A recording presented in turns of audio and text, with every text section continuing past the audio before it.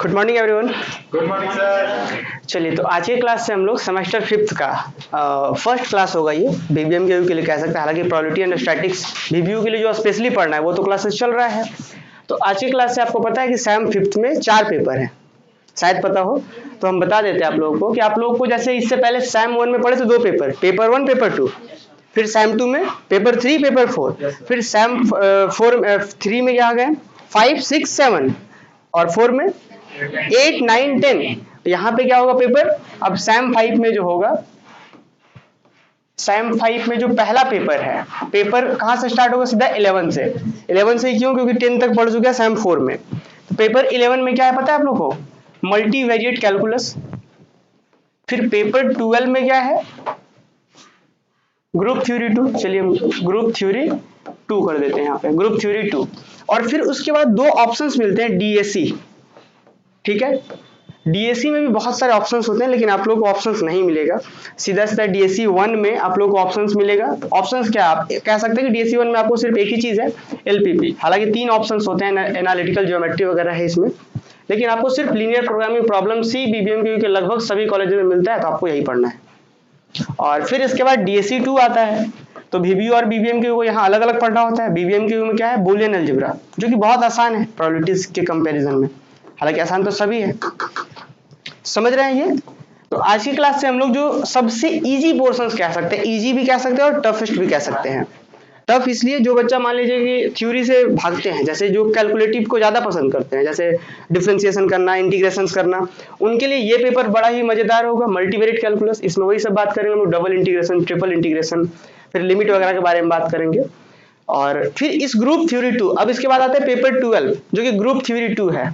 आपने सैम 3 में पढ़ा होगा ग्रुप थ्योरी 1, वही चीज उसके बाद पढ़ना है ग्रुप थ्योरी 2, ठीक है। सैम 3 में हमने जहां तक ग्रुप थ्योरी को छोड़ा था पढ़ करके, फिर उसके बाद से यहाँ शुरू होता है। और फिर उसके बाद लीनियर प्रोग्रामिंग प्रॉब्लम्स क्लास 12 में आपने पढ़ा होगा, और बूलियन अलजेब्रा क्लास 12 जिनका कंप्यूटर साइंस रहा है उनके लिए ये चीज बूलियन अलजेब्रा था। हालांकि हम लोग जो भी चीज पढ़ेंगे बहुत ही एकदम बेसिक से शुरू करेंगे, सभी बच्चों को समझ में आएगा। तो आज की क्लास में हम लोग शुरू करने वाले पेपर 12 ग्रुप थ्योरी 2, ठीक है। तो ग्रुप थ्योरी 2 हम लोग शुरू करें, हो सकता है बहुत से स्टूडेंट ऐसे हों जो सैम 3 में चूंकि एग्जाम नहीं हुआ है, शायद प्रमोट हुए थे, तो हो सकता है बहुत स्टूडेंट ऐसे हों जो नहीं पढ़े होंगे, हो सकता है। तो इसीलिए आज का जो क्लास होगा बेसिक होगा। बेसिक में हम ये बताएंगे कि ग्रुप थ्योरी 1 में क्या क्या चीजों का जरूरत यहाँ पड़ेगा, उन सब चीजों को हम स्टार्ट करेंगे और यहाँ से सिलेबस के अकॉर्डिंग भी बात करेंगे हम लोग। तो चलिए क्लास को शुरू करते हैं हम लोग। और सबसे पहले तो क्वेश्चन के साथ शुरुआत करते हैं। सबसे पहला एक टॉपिक होता है ग्रुप। शायद सभी लोगों को पता होगा कि ग्रुप क्या होता है। तो चलिए, ऑनलाइन जो देख रहे हैं वे लोग भी बता सकते हैं कि ग्रुप का डेफिनेशन क्या क्लियर है। और हालांकि हम आप लोगों से पूछना चाहते हैं, दिनेश बताएंगे ग्रुप क्या है जी। सैम 3 में आप लोग पढ़े हैं, दिनेश बताइए ग्रुप, आप बताइए ग्रुप क्या है। ग्रुप है नॉन एम्प्टी सेट। मान लीजिए कोई भी एक non empty set, natural number non empty set है, ग्रुप हो गया। नहीं, ग्रुप कोई बता सकते हैं। चलिए हम समझ रहे हैं, चलिए सही, 4 प्रॉपर्टी होता है। चलिए कोई बात नहीं, चलिए बहुत लोगों को क्लियर है। चलिए कोई बात नहीं, हम यहाँ पे बेसिक से हम बताएं ना, बेसिक से स्टार्ट करेंगे। आप लोग को फिर ये फील जो अभी जैसे हो रहा है कि हमसे कहीं ना पूछ दे तो वो फिर आपको इस चीज का इंतजार हो कि हमसे पूछिए, हम बताएंगे, ठीक है। तो चलिए हम शुरुआत करते हैं। सबसे पहले सेट तो सभी को पता होगा कि सेट क्या होता है, सेट पता है ना। अब सेट क्या होता है कि वेल डिफाइंड कलेक्शन को सेट कहते हैं। अब इसमें हम लोग सेट नहीं पढ़ने जा रहे हैं क्योंकि सबको पता है सेट। सेट क्या होता है, वेल डिफाइंड कलेक्शन को सेट कहते हैं। जैसे कि नेचुरल कोई भी बहुत सारे सेट्स आप लोग बार बार यूज करेंगे ग्रुप थ्योरी में, ग्रुप थ्योरी 2 में जो भी हम लोग पढ़ रहे हैं। जैसे कि natural number set, natural number पता है क्या होता है, 1 2 3 एंड सो ऑन, 4 5 6 चलते जाइए। नेचुरल नंबर इसका नोटेशन क्या होता है, अगर नेचुरल नंबर के सेट को एक कलेक्ट करके एक सेट बना दें, वेल डिफाइंड कलेक्शन। इसको डिनोट कैसे करते हैं,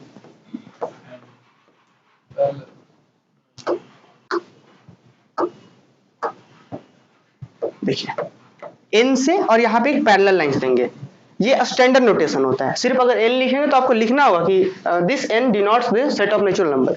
अगर n के साथ यहाँ पैरेलल लाइन दे दे या फिर आप यहाँ पैरेलल लाइन दे दें तो ये सेट ऑफ नेचुरल नंबर्स को डिनोट करता है, ठीक है। तो चलिए अब हम लोग आगे बढ़ते हैं। और फिर एक चीज ध्यान रहे कि अगले क्लास से जो टाइम पे नहीं होंगे, हम अगर यहाँ ऑफलाइन एक भी बच्चा नहीं हो तो हम क्लास शुरू करेंगे, क्योंकि हम लोग जो भी हैं शुरू से ऑनलाइन ही हैं और अपना टारगेट है कि अभी जैसे जो भी लोग, आपको पता है धनबाद में ही एमएससी के लिए एक भी टीचर्स नहीं है, बीएससी में जो लोग हैं, जो लोग पढ़ा रहे हैं, जो भी टीचर्स पढ़ा रहे हैं 4,000 5,000 रुपए इस तरीके से चार्जेस करते हैं। जैसे कि अब आप लोग सोच सकते हैं जिसके घर में मान लीजिए 8,000 10,000 रुपए ही इनकम हो रहा है, तो 4,000 5,000 और वो भी एक बार, तो बहुत, तो ये यही अपना टारगेट है पूरे झारखंड में जितने भी यूनिवर्सिटीज है, जैसे 4-5 यूनिवर्सिटीज है, सबके लिए बहुत मिनिमम फी में क्वालिटी एजुकेशन प्रोवाइड करना। और फी भी हम इसलिए ले रहे हैं क्योंकि आप लोग चूंकि ऑफलाइन आए हैं तो देख सकते हैं कि कितना इन्वेस्टमेंट है, और ऑनलाइन वाले बच्चे सिर्फ एक वीडियो देख रहे होंगे, है ना, तो बस मिनिमम फी, और फी भी बहुत मिनिमम है, तो बस अपना यही टारगेट है। तो इसलिए ध्यान रहे कि मेरे लिए ऑफलाइन ज़्यादा इंपॉर्टेंट नहीं है, इंपॉर्टेंट ये है कि हम क्लास दें, इसीलिए टाइम पे रहेंगे। जो लोग टाइम पे नहीं होंगे तो फिर अगले क्लासेस से वो लोग नहीं इंटर करेंगे। तो अभी हम बात कर रहे थे सेट के बारे में। स्टैंडर्ड नोटेशन बताएं, सेट ऑफ नेचुरल नंबर ये है, इसी तरीके से होल नंबर के लिए भी था, ये सब तो आपको पता है। जैसे हम बात कर ले रियल नंबर कैसे लिखते हैं, आर और ये पैरेलल लाइंस, क्लियर। अब ये तो सेट हो गया। अब इसके बाद हम लोग बात करते हैं सेट। जैसे यहाँ पे आपने सेट देखा, सेट क्या होता है, एक होता है इसके बाद बाइनरी ऑपरेशन। बाइनरी ऑपरेशन क्या होता है, बाइनरी ऑपरेशन कह सकते हैं, हालांकि ये बाइनरी ऑपरेशन का अगर हम पूरा एक्चुअल डेफिनेशन जो कि हम सैम 3 में बताए हैं, बाइनरी ऑपरेशन एक फंक्शंस होता है, ठीक है, फंक्शन होता है जो किसी मतलब दो, कैसा कह सकते हैं, तो किसी सेट के दो एलिमेंट्स को कंबाइन करके एक एलिमेंट बनाता है, ये एक फंक्शन होता है। हम लोग बहुत डेप्थ में नहीं जाएंगे क्योंकि ये सब सैम 3 में पढ़ना है, तो हम सीधा सीधा समझाना चाह रहे हैं ये कि बाइनरी ऑपरेशन एक कैलकुलेशन होता है जो दो एलिमेंट्स को कंबाइन करता है। जैसे कि प्लस, प्लस एक बाइनरी ऑपरेशन है, कैसे, मान लीजिए 2 + 3 क्या रिजल्ट देगा, दो एलिमेंट को कंबाइन कर रहा है। इसका हम लोग इस तरीके से भी समझ सकते हैं कि क्या है, ये क्या है, एडिशन एक बाइनरी ऑपरेशन कह सकते हैं, हालांकि ये फंक्शंस होता है, बट हम यहाँ पे सिंपल वे में बताना चाह रहे थे। तो क्या है कि वैसा, अब एक चीज होता है binary operation on set. Binary operation तो समझ गए ना कि वैसा कैलकुलेशन जो दो को कंबाइन करता हो, जैसे एडिशन हो गया, मल्टीप्लिकेशन भी हो गए, है ना, जैसे 2 × 3 दो एलिमेंट को क्या करता है, ये कंबाइन करता है। अब बाइनरी ऑपरेशन ऑन सेट क्या होता है, बाइनरी ऑपरेशन ऑन सेट होता है कि अगर मान के चला जाए कि कोई एक सेट ले लिए, यहां से अब ध्यान देना है, ठीक है, यहां से ध्यान देना है, कोई एक सेट ए ले लिए और इसके कोई दो एलिमेंट ले लिए हम लोग ए और बी, इसी के दो एलिमेंट लिए ए और बी, ठीक है। अब इसके बाद कोई सा ऐसा ऑपरेशन जो दोनों को कंबाइन करे और जो रिजल्ट है वो इसी के अंदर आ जाए, उस ऑपरेशन को कहेंगे बाइनरी ऑपरेशन। और बाइनरी ऑपरेशन तो होगा क्योंकि कंबाइन कर रहा है, और रिजल्ट जो है वो अगर इसी के सेट के अंदर ही आ जाए तो उसे कहेंगे binary operation on set, clear. फिर से सुनिए एक बार, यहाँ पे देखिए, हम एग्जांपल के साथ समझाना चाहते हैं। जैसे कि एक मान के चलते हैं natural number, set of natural number, समझ रहे होंगे क्या क्या है इसके अंदर, 1 2 3 4 5। अब एडिशन देखते हैं, क्या एडिशन इसके ऊपर बाइनरी ऑपरेशन है, यस और नो, दिनेश बताइए, यस और नो, क्यों है, इससे क्यों ऐसा है, क्योंकि इसके अंदर से कोई भी दो नेचुरल नंबर ले, जैसे 1 और 3, आप ये वाला ऑपरेशन लगा दीजिए, रिजल्ट क्या आएगा 4 कहाँ आ गया, इसी के अंदर आ गया। तो ये बाइनरी ऑपरेशन है क्योंकि कंबाइन कर रहा है, और कंबाइन करके इसी के अंदर दे रहा है, तो इसे कहते हैं binary operation on set, clear यहाँ तक। अच्छा, अब आते हैं आगे। ये सब चीजें चूंकि सैम 3 में पढ़ना है इसलिए हम सिर्फ रिकॉल करवा रहे हैं, ना कि आपको पूरा समझाना चाह रहे हैं, यहाँ पे सिर्फ रिकॉल कर रहे हैं, ठीक है। अब ऐसा नहीं है कि मान लीजिए कोई 9 10th का बच्चे को उठा के पढ़ाने लगे, ये वीडियो दिखाने लगे, तो फिर बोलेंगे समझ नहीं आ रहा है, तो ये उसी को समझाया जो थोड़ा पढ़े हैं, ठीक है। आगे बात करते हैं हम लोग अलजेब्रिक स्ट्रक्चर क्या होता है। अलजेब्रिक स्ट्रक्चर, अलजेब्रिक स्ट्रक्चर क्या होता है, जैसे अभी हम एक अब सेट समझा चुके हैं। नॉन एम्प्टी सेट क्या होता है पता है, वैसा सेट जिसके अंदर कम से कम एक एलिमेंट हो, जैसे कि 5 का नॉन एम्प्टी है, 5 नॉन एम्प्टी है कि एम्प्टी है जी, 5 का मतलब क्या होता है, जिसके अंदर कुछ भी ना हो, तो ये क्या हो गया, ये तो एम्प्टी सेट हो गया ना। नॉन एम्प्टी का मतलब कम से कम एक एलिमेंट हो, जैसे कि हम बोलते हैं सेट ऑफ नेचुरल नंबर क्या होता है, नॉन एम्प्टी, क्योंकि इसके अंदर तो बहुत सारे एलिमेंट है, कम से कम एक हो तो नॉन एम्प्टी हो गया। तो अब हम बात कर रहे थे अलजेब्रिक स्ट्रक्चर क्या होता है, तो वैसा कोई एक नॉन एम्प्टी सेट मान के चलते हैं कि ए ले लिए, कोई एक non empty set A together with binary operation, इसी को कहते हैं अलजेब्रिक स्ट्रक्चर। देख लीजिए क्या बोला गया, ए कोई सा भी सेट है और इसका हम ऑर्डर पेयर बना रहे हैं, ऑर्डर पेयर से समझ रहे होंगे, ऑर्डर पेयर मतलब दो एलिमेंट्स को पेयर में लिखना। तो कोई भी एक सेट अगर अपने बाइनरी ऑपरेशन के साथ ऑर्डर पेयर्स में है तो इसे कहते हैं हम लोग क्या, अलजेब्रिक स्ट्रक्चर। जैसे अभी एग्जांपल समझा रहे थे हम, नेचुरल नंबर के लिए बाइनरी ऑपरेशन क्या था, एडिशन था, एक अलजेब्रिक स्ट्रक्चर हो गया। सेट है और इसके साथ यही इसी का बाइनरी ऑपरेशन है, देखिए अलजेब्रिक स्ट्रक्चर हो गया, समझ पाए।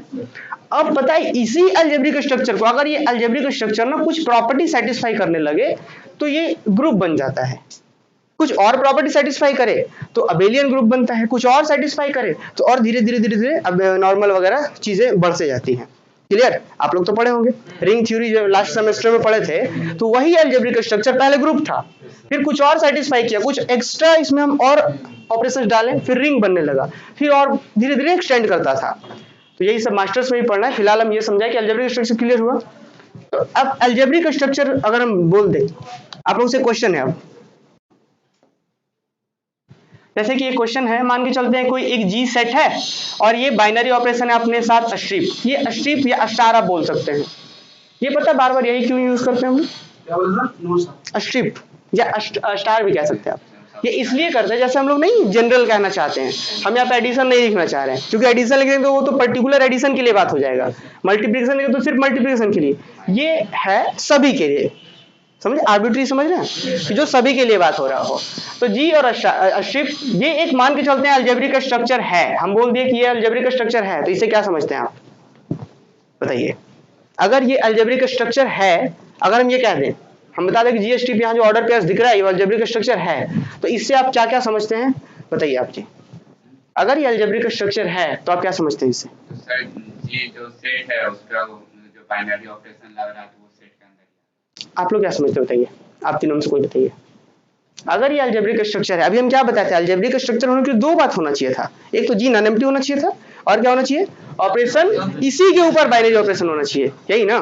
तो अगर हम बोल रहे हैं कि अलजेब्रिक स्ट्रक्चर है तो मतलब पक्का जी नॉन एम्प्टी होगा और ये स्ट्रिप क्या होगा, बाइनरी ऑपरेशन उसी के ऊपर होगा। बाइनरी ऑपरेशन मतलब कि दो एलिमेंट उधर से ले रहे हैं, जो रिजल्ट आएगा उसी में आएगा, बस इतना ही सर, बस यही बात समझना था। अब देखिए यही अलजेब्रिक स्ट्रक्चर पता है ग्रुप बन जाता है, कब बनता है ग्रुप, जब ये कुछ चार प्रॉपर्टी सेटिस्फाई करे। पहला क्या होता है, क्लोजर लॉ। क्लोजर लॉ क्या होता है, इसके दो एलिमेंट को लिए और ऐड, मतलब ऑपरेशन लगाए, ऐड नहीं किए, ऑपरेशन लगाए, वो ऑपरेशन एडिशन हो सकता है, मल्टीप्लिकेशन हो सकता है, स्पेशल टाइप का एडिशन हो सकता है, addition modulo M, multiplication modulo N, जो भी हो सकता है, मतलब ऑपरेशन लगाए, किसके दो एलिमेंट ऑपरेशन लगाए उधर ही चला गया। हाँ, तो क्लोजर लॉ हमेशा सेटिस्फाई ही करेगा, क्यों, क्योंकि ये अलजेब्रिक स्ट्रक्चर है, मतलब बाइनरी ऑपरेशन है, बाइनरी ऑपरेशन को ही दूसरे शब्दों में क्लोजर लॉ कहते हैं। क्यों, बाइनरी ऑपरेशन क्या था, दो एलिमेंट लिए उधर ही दिया, यही तो है क्लोजर लॉ। तो क्लोजर लॉ क्या, क्लोजर लॉ को ही बाइनरी ऑपरेशन ही क्लोजर लॉ होता है। और सेकंड क्या होता है, एसोसिएटिविटी। एसोसिएटिविटी में क्या कहते हैं, जो ऑनलाइन देख रहे हैं अगर कहीं डाउट होगा तो पूछ सकते हैं, ठीक है।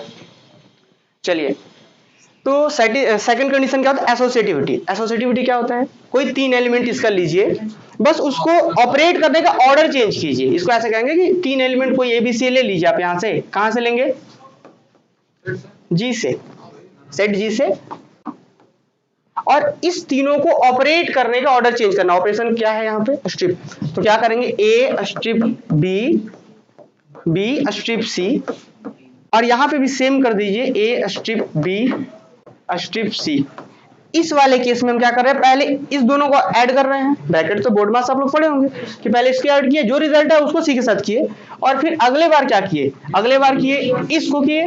अगर दोनों का वैल्यू सेम आता है तो बोलेंगे कि यहाँ जो अलजेब्रिक स्ट्रक्चर है एसोसिएटिविटी को होल्ड कर रहा है, सेटिस्फाई कर रहा है।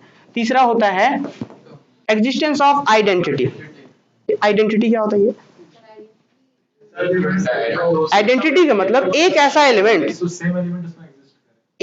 एलिमेंट जो इसके बाकी किसी एलिमेंट के साथ ऑपरेट हो तो कोई फर्क ना पड़े, सेम हुआ है, मतलब कंपोजिशन प्रिजर्व्स रहे जैसा। अच्छा, ये पता है आइडेंटिटी वाला कॉन्सेप्ट, जब हम लोग बच्चे में क्रिकेट वगैरह जो भी गेम वगैरह खेलते हैं, तो एक, शायद आप लोग खेले हो या ना खेले हो, एक दूध भात वाला होता है, कुछ ऐसा कुछ वैसा ही आप यहाँ पे समझ सकते हैं। आप वही रहते हो क्या, अच्छा चलिए उनको, अच्छा चलिए, तो कुछ वैसा ही बात होता है आइडेंटिटी का। एग्जिस्टेंस ऑफ आइडेंटिटी ये कहता है कि एक एलिमेंट ऐसा मिलना चाहिए जो किसी के साथ ऑपरेट हो जाए तो कोई फर्क ना पड़े। हाँ जो ये है हाँ, तो उसको कहते हैं एग्जिस्टेंस ऑफ आइडेंटिटी। उसके बाद होता है एग्जिस्टेंस ऑफ इनवर्स। चौथा वाला एग्जिस्टेंस ऑफ इनवर्स क्या कहता है कि हर एक एलिमेंट के लिए उसका इनवर्स मिलना चाहिए। जैसे कि अच्छा एग्जांपल्स के साथ समझाएं, जैसे आइडेंटिटी क्या होगा, ई। जनरली आइडेंटिटी को ई से डिनोट करते हैं। अब क्या बोला कि इसका कोई भी एलिमेंट लीजिए, उसका इनवर्स मिलना चाहिए। इनवर्स मतलब कि जैसे मान के चलते यहां से ए ले लिए, तो इस ए के लिए एक एलिमेंट और मिलना चाहिए। आप माइनस से बोल सकते हैं, या फिर अगर प्लस ऑपरेशन रहता तो माइनस से बोल देते हैं। लेकिन अगर हम बोलना चाह रहे हैं कि स्ट्रिप है, तो हम बोले कि अगर ए यहां से लिए कोई भी ए, तो एक बी ऐसा मिलना चाहिए कि ए और बी के बीच ये वाला ऑपरेशन लगाएंगे तो क्या आ जाना चाहिए, ई आ जाना चाहिए। क्लियर? तो बोलेंगे ए का इनवर्स ये है और इसका इनवर्स ये है। ऑपरेशन चाहे ए बी करें या फिर बी स्ट्रिप ए करे।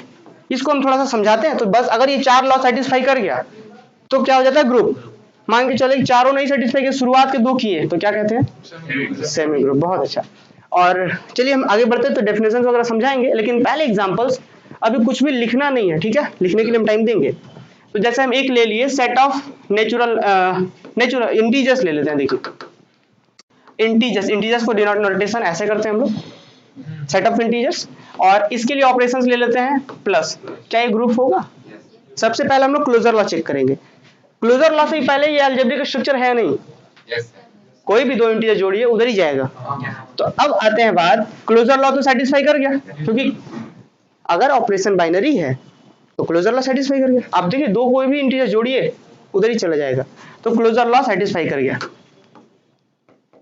एसोसिएटिविटी करता है, set of real number hold associative property, कि सेट ऑफ रियल नंबर ही एसोसिएटिव प्रॉपर्टी को होल्ड करता है। तो ऑब्वियस है कि सेट, वो तो रियल नंबर ही है, ये भी रियल नंबर के सबसेट ऑफ इंटीजर्स, तो ये भी एसोसिएटिविटी को होल्ड करेगा।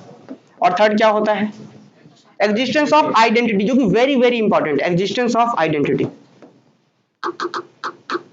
एग्जिस्टेंस ऑफ आइडेंटिटी क्या होल्ड करता है, कैसे? इसका एग्जिस्टेंस ऑफ आइडेंटिटी क्या होगा, जीरो। देख लीजिए, जीरो इसके लिए एक ऐसा एलिमेंट है कि बाकी किसी एलिमेंट के साथ ऐड कीजिए वो वही एलिमेंट है। जैसे एग्जांपल के लिए मान के चलते हैं 7, एक इंटीजर्स ले लिए, 7 में आप जीरो जोड़े, कितना आएगा, 7 ही आएगा। ठीक है? और इसी तरीके से अगर हम ये बात कर ले, चाहे राइट से जोड़े चाहे आप लेफ्ट से जोड़िए, 0 + 7। अरे बस समझ गए? तो जीरो एक आइडेंटिटी है। अब इसके बाद इनवर्स क्या होल्ड करता है, इसके अंदर जितने एलिमेंट्स हैं सबके लिए इनवर्स होना चाहिए। जैसे मान के चले 1, क्या इनवर्स है इसका, कौन है, -1। देखिए हम क्या बोले थे वहां पे कि ए के लिए बी मिलना चाहिए, कि इस तरीके से कि ऑपरेशन लगा दें तो क्या आना चाहिए था, यहाँ पे आइडेंटिटी कौन है, 0।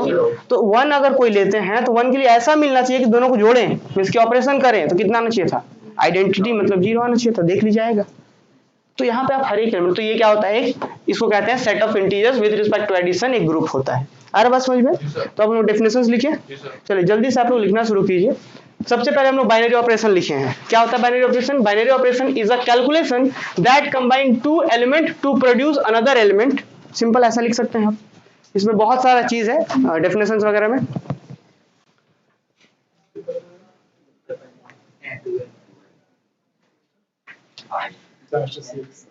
चलिए अब ये चीज ध्यान रहे, अब क्या ये नोट्स हम दें या फिर आप लोग लिखेंगे फास्टली? फटाफट लिख लेंगे सर, लिखिए। चलिए अगले क्लासेस से थोड़ा सा हम कम टाइम एक्सप्लेन करने में लगेंगे, ताकि साथ साथ आप लोग लिखते भी चलें। लिखिए जल्दी से। बाइनरी ऑपरेशन का डेफिनेशन आप लोग और करेक्ट कर सकते हैं। Binary operation is a calculation that combine two element of a set, two element of a set,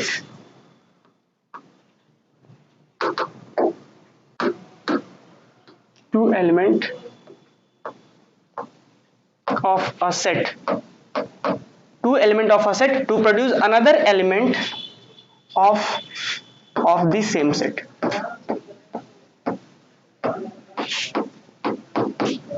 चलिए जल्दी से, अब जो ऑनलाइन देख रहे हैं तो वे लोग भी हमारे साथ साथ लिख सकते हैं इस डेफिनेशंस को। ये बेसिक डेफिनेशंस है, अगर यहाँ पे आप टाइम देते हैं तो जो भी हम लोग थ्योरम्स वगैरह डिस्कस करेंगे वो चीजें क्लियर होंगी। ठीक है?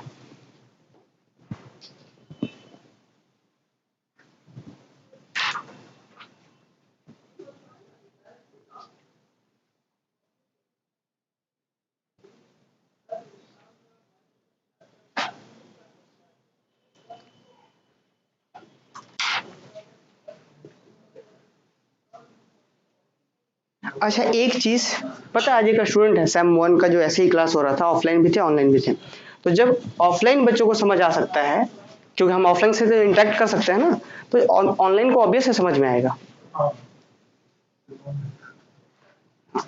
तो एक स्टूडेंट कह रहे थे कि सर आप ऑनलाइन पे ध्यान नहीं दे रहे, शायद यहाँ पे भी कुछ वैसे ही कुछ स्टूडेंट्स हैं जो कह रहे हैं कि ऑनलाइन पे ध्यान नहीं दे रहे हैं। काम कर सकते हैं। पहले लिखिए आप।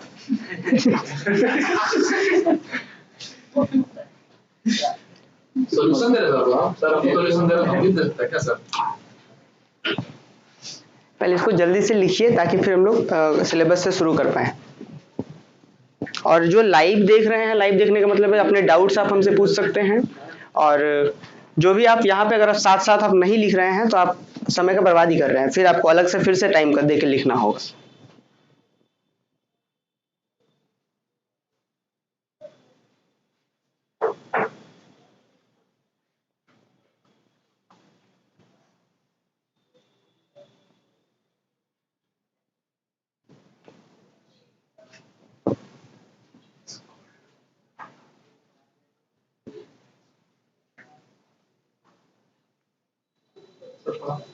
लिखिए जल्दी। अच्छा एक चीज ध्यान रहे, इसको कर देंगे G1, ठीक है, ये हो गया G2 और ये है G3 और फिर G4 यहाँ। क्यों? क्योंकि आइडेंटिटी पहले होता है उसके बाद इनवर्स। जो टाइप किए हैं उनका थोड़ा सा गलती है यहाँ पे।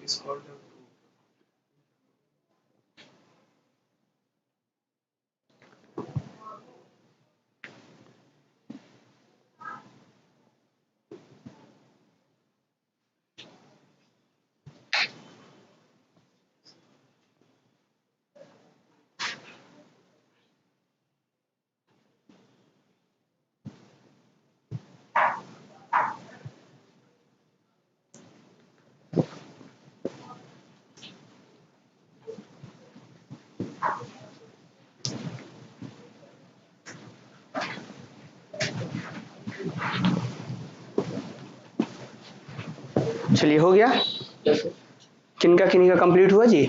चलिए बहुत सही, ठीक है। चलिए अब हम लोग थोड़ा सा पता है, एक आप लोगों को थोड़ा सा हम हिंट करते हैं, अगर ये लिख लिए हैं तब। पता है ये बाइनरी ऑपरेशन तो बहुत ही बेसिक सा सिंपल सा डेफिनेशन लिखे हैं, बट इसका एक्चुअल जो डेफिनेशन होता है हम चाह रहे हैं कि थोड़ा सा उसके बारे में भी आपको आइडिया हो, नहीं तो कुछ बच्चे हो सकता है बोलेंगे कि ये क्या है सर, हम लोग तो अलग पढ़े थे। चलिए आगे बढ़े, सब लोग लिख ही रहे हैं फिर भी यस बोल देते हैं। लिखिए, कंप्लीट कीजिए। सबसे ऐसा लिखना है ना सर, हाँ। जाके घर में भी नहीं पहचान पाएगा माए कौन? कोई बोल देता है जिस नहीं मांग आप सही लिख रहे हैं, लिखिए। चलिए ठीक है, इसको कंप्लीट कीजिए। ठीक है, अभी थोड़ा सा मैनेज कीजिए आप लोग, और अब से जो होगा हम लोग इसी पे एक्सप्लेन करेंगे ताकि साथ साथ आप लोग लिख सकें।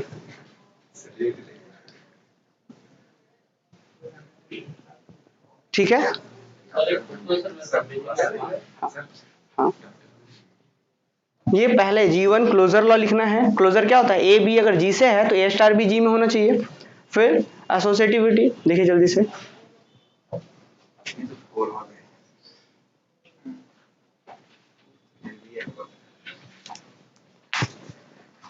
चलिए ठीक है, हम बता देते हैं कोडोमेन और डोमेन क्या होता है। चलिए ठीक है, वो कॉन्सेप्ट होता है डोमेन कोडोमेन वाला, वो भी बता देते हैं। फिलहाल ये समझ में आप लोग को, आगे बढ़े। देखिए अब ना यहाँ पे जो बाइनरी ऑपरेशन देख रहे थे, थोड़ा सा समझिए इस चीज को।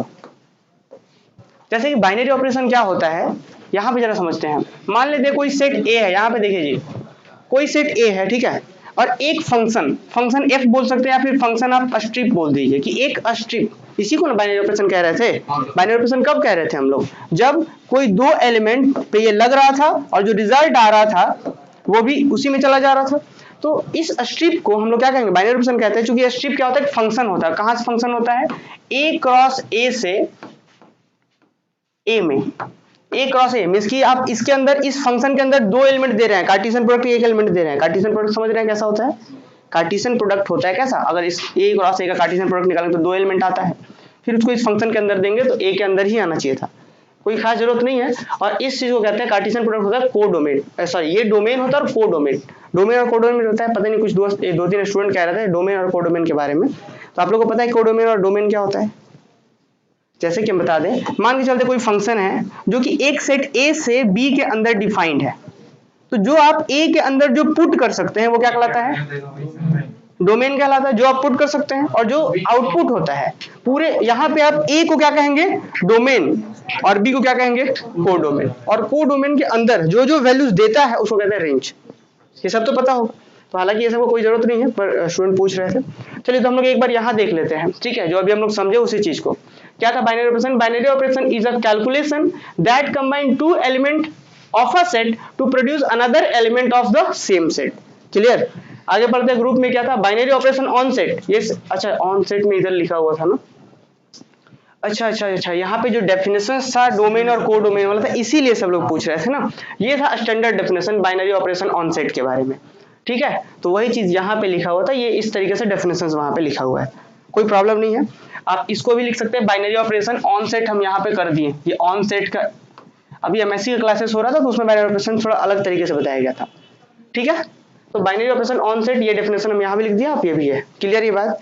आगे बढ़ते हैं। ग्रुप क्या होता है कि let G be a non empty set and a strip be a binary operation on G, then the set G together with the operation strip, क्या denoted by G star, is called a group if and only if the following objects are satisfied. पहला closure law समझ में आ गया, closure क्या होता है, associativity, फिर existence of identity, third number, फिर उसके बाद वापस फोर, एग्जिस्टेंस ऑफ इनवर्स। समझ पाए कि फॉर ऑल, ये सिंबल होता है फॉर ऑल ए, मतलब समझ रहे कि कोई भी आप ए लीजिए जी से, उसके लिए बी मिलना चाहिए जी में, और इस तरीके से मिलना चाहिए कि दोनों का ऑपरेट करें तो आइडेंटिटी आ जाए।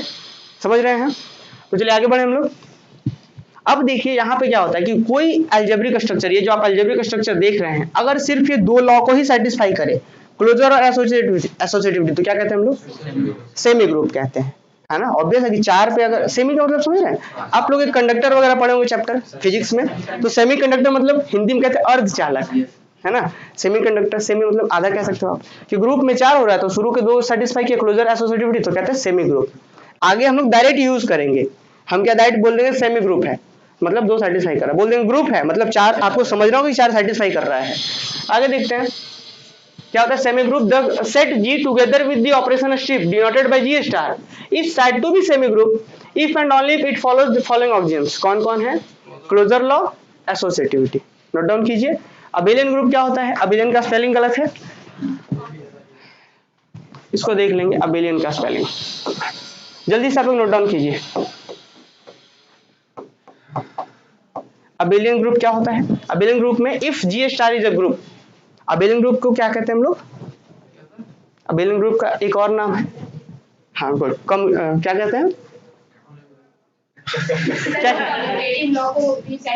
गुड, एक एक्स्ट्रा ऑक्सियम्स इसमें जैसे ही आ जाता है तो फिर हम लोग बोला सर इसका दूसरा नाम भी कुछ है। हाँ नाम भी तो है, तो सेटिस्फाई करता तभी अबिलियन बनता है। हाँ। तो अबिलियन का दूसरा नाम वही हमको लगा। हम बताएंगे, चलिए इसके बारे में पहले लिख लीजिए, जल्दी से नोट डाउन कीजिए।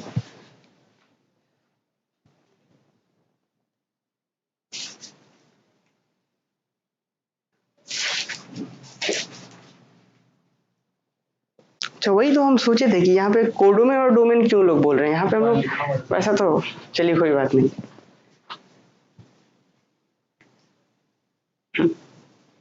ये हम लोग सैम 3 में पढ़े थे ना। चलिए अब हम लोग डिस्कस करें, अगर हो गया तो अबेलियन लिख सकते हैं, या फिर पता है आप इसको कम्यूटेटिव लिख सकते हैं। कम्यूटेटिव देखिए यहाँ पे लिखा हुआ है, कम्यूटेटिव चूंकि एक एक्स्ट्रा बढ़ता है तो क्या कहते हैं हम लोग? अबेलियन ग्रुप कहें या फिर आप कम्यूटेटिव ग्रुप भी कह सकते हैं, आप लोग लिख लीजिए ब्रैकेट में।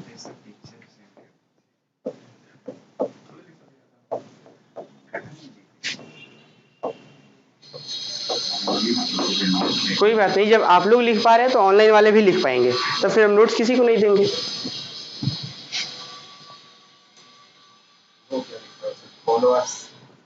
क्या लिखा हुआ है देखिए यहाँ पे, if and only if it follows, हाँ यहाँ पे W होगा, आप लोग लिख दीजिए फॉलोज द फॉलोइंग ऑब्जेक्ट्स। अच्छा चेक नहीं किए थे हम इसको, है ना, चेक कर लेंगे अब आगे से। फॉलोज ऑब्जेक्ट्स क्या हुआ जी, ये कंप्लीट कीजिए फास्ट, इसके बाद कुछ अब हम लोग सिलेबस के अकॉर्डिंग बात करेंगे। हाँ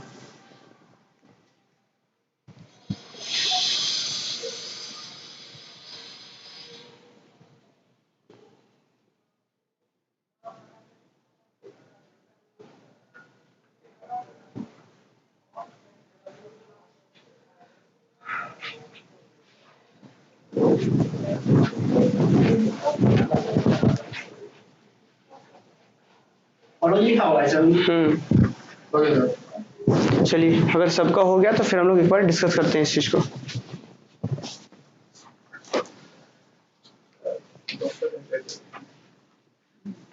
चलिए ठीक है, शुरू करते हैं हम। देखिए अब हम लोग सेमी ग्रुप में समझ रहे थे, हम लोग क्या था सेमी ग्रुप में, the set G together with the operation star, strip भी बोल सकते हैं, denoted by G strip, is said to be semi group if it follows following axioms. कौन कौन ऑक्सियम्स? क्लोजर लॉ, और क्लोजर का भी स्पेलिंग गलत है, ठीक है, आप लोग सही कर लेंगे, ठीक है। क्लोजर लॉ और एसोसिएटिविटी। क्लोजर में क्या होता है आपको पता है, एसोसिएटिविटी क्या होता है आपको पता है। यहाँ पे देखिए A B belongs to G, तो यहाँ पे होना चाहिए था this imply that A strip B belongs to G. अब यही नहीं लिख लेंगे जो है, नहीं सर, हाँ। सर दिमाग में लिख लिया है। ठीक है। एसोसिएटिविटी क्या होता है, ए बी सी अगर जी से है तो क्या होना चाहिए, तो ये इंप्लाई करना चाहिए A strip B strip C equal to A strip B C. Clear? अच्छा, उसके बाद अबेलियन ग्रुप जिसे हम कॉम्पिटिटिव ग्रुप भी कहते हैं, लेकिन आपको ये ध्यान नहीं रखना है, इसीलिए हम ये नहीं बताना चाह रहे हैं कॉम्पिटिटिव ग्रुप, ये ज्यादातर यही यूज होगा अबेलियन ग्रुप। तो अबेलियन ग्रुप में क्या होता है, अगर कोई ग्रुप है मतलब कितना प्रॉपर्टी सेटिस्फाई कर रहा है, 4 प्रॉपर्टी। अगर एक एक्स्ट्रा और कर गया, कौन सा प्रॉपर्टी, कॉम्पिटिटिव वाला, तो उसे कहेंगे कॉम्पिटिटिव ग्रुप या अबेलियन ग्रुप। क्या है कि if G star is a group, मतलब 4 कर रहा है वो, and it follows the commutative law. Commutative law क्या होता है, commutative law, then G star is referred to as abelian group. और कम्यूटेटिव लॉ क्या होता है, यहाँ पे लिखा हुआ है, देखिए कम्यूटेटिव लॉ लिखा हुआ है। कॉम्पिटिटिव लॉ क्या होता है, अगर ए बी लिए जी से तो क्या होना चाहिए, A star B equal to B star A, मतलब उल्टा आप ऑर्डर चेंज करके ऑपरेट कर रहे हैं तो सेम आना चाहिए आंसर। क्लियर? अब यहाँ से शुरू होता है सिलेबस आपका।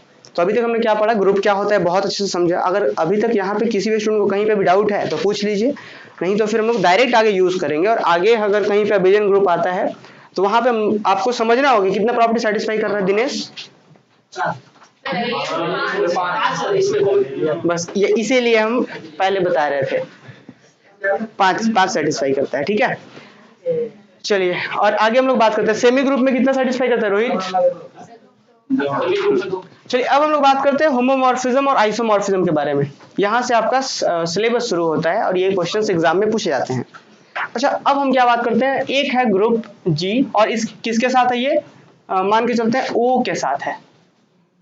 ऑपरेशन तो कुछ भी दे सकते हैं ना, अभी हम बताए थे कि जी है और यहाँ सिंबल आप स्ट्रिप दे दीजिए और बोल दिए अगर ये ग्रुप है, मतलब क्या समझ रहे हैं आप, 4 प्रॉपर्टी कम से कम सेटिस्फाई कर रहा है, 5 भी सेटिस्फाई कर तो भी ग्रुप हो सकता है, अबेलियन होगा।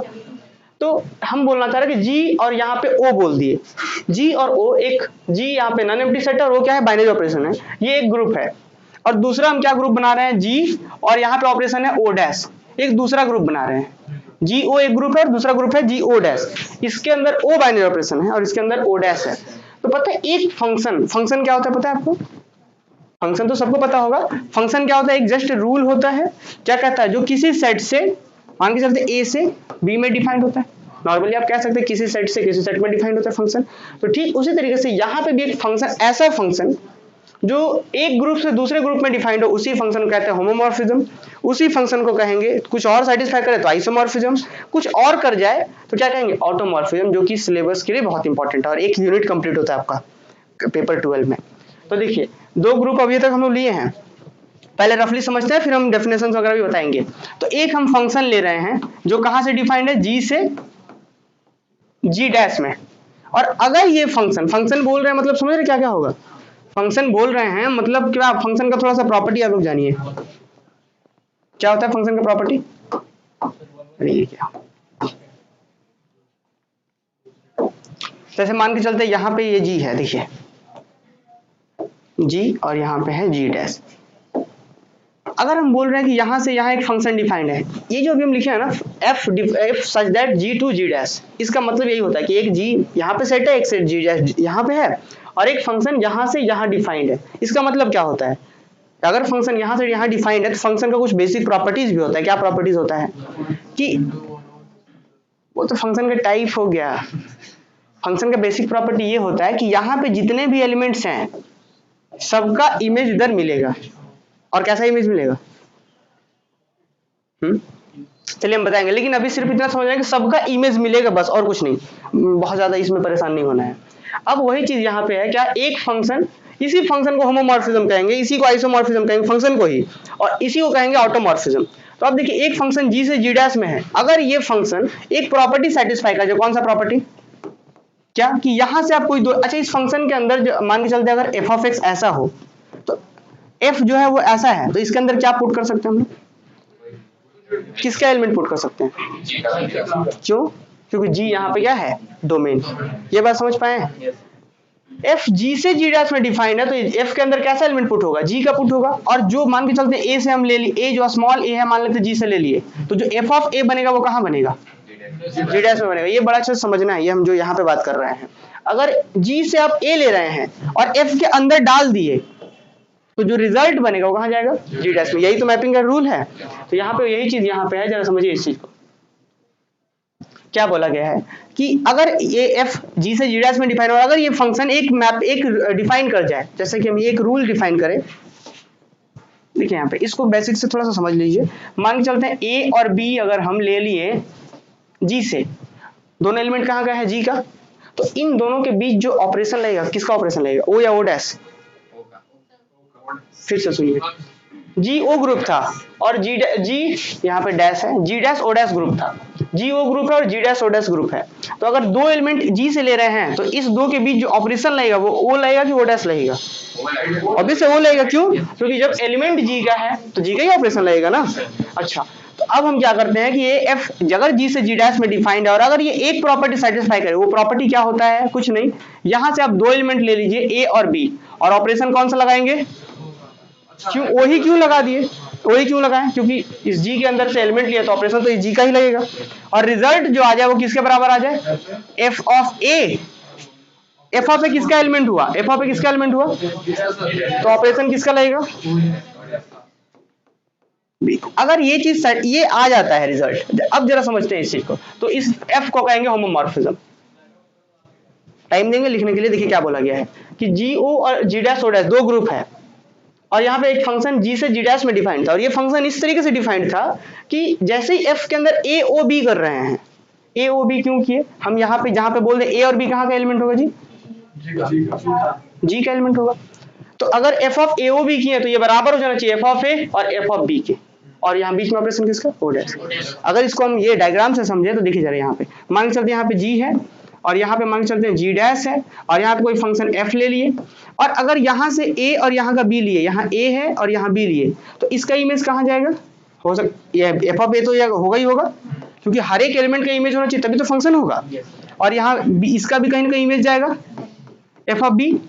तो अब रिजल्ट ये कहता है कि इस दोनों का मिला करके इमेज निकालिए आप, और अलग अलग इमेज निकाल के रखे हैं, इस दोनों पे पहले ऑपरेशन से ऑपरेट कर दिए एओबी, उस पे इमेज निकालिए और फिर अलग अलग इमेज निकाल करके ऑपरेट कीजिए, दोनों का आंसर सेम आना चाहिए। मतलब अगर ये भी नहीं समझ में आया तो सीधा ऐसा समझ सकते हैं कि एक फंक्शन एफ जो जी से जी डैश में डिफाइंड है, अगर ये प्रॉपर्टी सेटिस्फाई कर जाए F of A O B, A कहाँ का एलिमेंट है, जी का, बी कहाँ का, जी का है, ऑपरेशन भी जी का है, और रिजल्ट किसके F of A O dash F of B आ जाए, तो इस फंक्शन को कहेंगे होमोमॉर्फिज्म। क्या कहेंगे, ये फंक्शन क्या लाएगा, F of F is called homomorphism from G to G dash. Clear, homomorphism कहलाया। अच्छा, अब एक चीज जरा ध्यान देंगे, इसी चीज को दूसरे तरीके से भी लिखते हैं हम लोग। कैसे लिखेंगे, हम यहाँ पे f को बोल सकते हैं कि f जो है वो होमोमॉर्फिज्म हो गया g से g डैश में। दूसरा तरीका ये हम बोल सकते हैं कि g is homomorphic to g dash, या तो आप इसी को बोल दिए होमोमॉर्फिज्म है, या दूसरा तरीका ये है कि g is homomorphic to g dash, ऐसे बोल सकते हैं। क्लियर ये बात। तो अगर कहीं पे ऐसा लिखा हुआ है कि g is homomorphic to g dash, तो आपको पक्का पता होना चाहिए कि एक फंक्शन f जरूर होगा जो g को g डैश से कनेक्ट कर रहा है, जो होमोमॉर्फिज्म है। ये इसके होमोमॉर्फिक कब होगा, जब एक फंक्शन होगा। तो ये चीज दो तरीके से बोला जाता है कि f इज होमोमॉर्फिज्म या फिर g is homomorphic to g dash. Clear, homomorphism समझ में आया। होमोमॉर्फिज्म कुछ नहीं होता है, बस क्या होता है, ऐसा कह सकते हैं कि g o एक ग्रुप है, g डैश o डैश एक दूसरा ग्रुप है, एक फंक्शन जो इस ग्रुप से इस ग्रुप में है, अगर वो फंक्शन ये प्रॉपर्टी सेटिस्फाई करता है, एग्जांपल बताएंगे तो समझ में आएगा, अगर ये प्रॉपर्टी ये सेटिस्फाई करता है तो इसी फंक्शन को कहेंगे होमोमॉर्फिज्म, या फिर कह सकते हैं कि g is homomorphic to g dash. Clear. अच्छा, 1 1 ऑन 2 समझते हैं आप लोग, 1 1 क्या होता है, अच्छा ऑन 2 क्या होता है, एक से ज्यादा इमेज। चलिए हम यहाँ पे थोड़ा सा बता दें। और अगर मान के चलते हैं g और यहाँ पे मान के चलते हैं g डैश, यहाँ पे f है, ठीक है। अब मान के चलते हैं इधर जितना एलिमेंट है सबका इमेज तो आएगा ही आएगा, क्लियर, सबका इमेज आएगा। अच्छा, अगर मान के चलते हैं जैसे हम यहाँ पे ये कहना चाह रहे हैं, जैसे यहाँ पे 1 2 3 है और यहाँ पे है A B C और D, ये इससे एसोसिएटेड है, ये इससे है, ये इससे है, क्या ये फंक्शन है? बिल्कुल फंक्शन है। देख लीजिए इधर के जितने एलिमेंट है सब एसोसिएट है, लेकिन ये फंक्शन तो बट ये ऑन टू नहीं है। हाँ 1 1 कह सकते हैं कि एक का एक के साथ है, सबका 1 1 फंक्शन है, बट ऑन टू नहीं। ऑन टू क्यों नहीं है?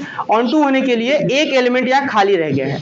अगर ये एलिमेंट यहाँ नहीं होता तो क्या बोलते कि जितने एलिमेंट है सब इधर वाले सारे के सारे एसोसिएटेड है, तो बोलते ऑन टू। क्लियर। तो अब एक नया वर्ड आता है ऑन टू होमोमॉर्फिज्म। तो वैसा होमोमॉर्फिज्म, होमोमॉर्फिज्म मतलब तो फंक्शन है, अगर ये फंक्शन ऑन टू हो जाए तो बोलेंगे ऑन टू होमोमॉर्फिज्म। क्लियर बात। ऑन टू कब होगा? जब जी डैश का सारा एलिमेंट इससे एसोसिएट हो जाए, उल्टा जी से। अगर एसोसिएट हो गया, इधर एक भी खाली नहीं है, तो ऑन टू हो जाएगा, और ऑन टू होमोमॉर्फिज्म कहलाएगा। क्लियर बात। अगर 1 1 हो जाए ना, देखिए फिर से ध्यान देंगे, सबसे होमोमॉर्फिज्म के लिए सिर्फ ये बात, ऑन टू होमोमॉर्फिज्म के लिए एक प्रॉपर्टी बढ़ा रहे हैं ना, कौन सा बढ़ा रहे हैं? ये क्या था, चलिए इसको हम यहाँ बात कर रहे हैं। तो ये था, अगर सिर्फ इसे होमोमॉर्फिज्म होना है तो ये होना चाहिए था। ऑन टू होमोमॉर्फिज्म होना है तो एक और बढ़ेगा, क्या? F is onto. अगर एफ ऑन टू हो जाए तो ऑन टू होमोमॉर्फिज्म कह देंगे। अगर एक प्रॉपर्टी इसके अलावा कोई दूसरा प्रॉपर्टी बढ़ जाता, ये ना बढ़ के क्या बढ़ता? 1 1 हो जाता, तो बोलेंगे होमोमॉर्फिज्म से अलग निकल के बोला जाएगा आइसोमॉर्फिज्म।